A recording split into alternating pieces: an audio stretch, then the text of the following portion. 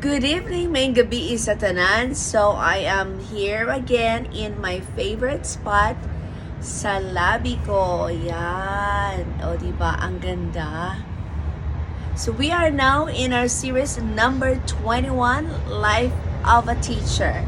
So, what other things that a teacher can do to have an extra income? Paano ba magka-extra income yan? Dumaan ang train. Sorry. Intermission. So, how to have an extra income as a teacher? So, first, pwede kang mag-apply. You can apply in any language centers. You can usually find inside the shopping malls. Pwede kang mag-apply personally or through a friend. Mas maganda na may kaibigan ka na doon at mag-refer sa iyo.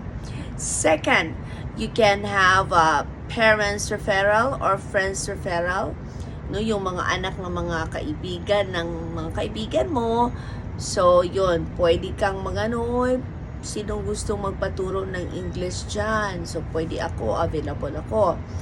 Or, you can also have tutorial class in the hotel staffs, restaurant. Yes, I tried that. Or even the staffs in the hospital. I tried in the hotel staffs, yes. Restaurants also, nasubukan ko na yung mga yan. Language centers, I think more than 10 years. Yes. My Saturdays, I spent all my Saturdays in the language centers. Walang pahinga ako noon. Now, pwede din sa school nyo, it depends on the school kung allowed ba kayong mag-tutor sa mga estudyante nyo.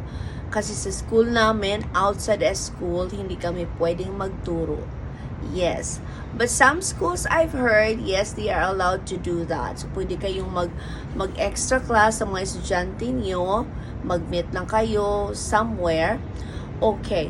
Now, I have also experience before, especially students na mag-take ng TOEIC, Test of English International Communication.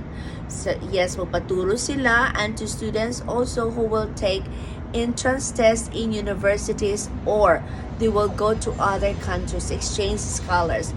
Yan ang mga target nyo para magkaroon kayo ng extra class at extra income.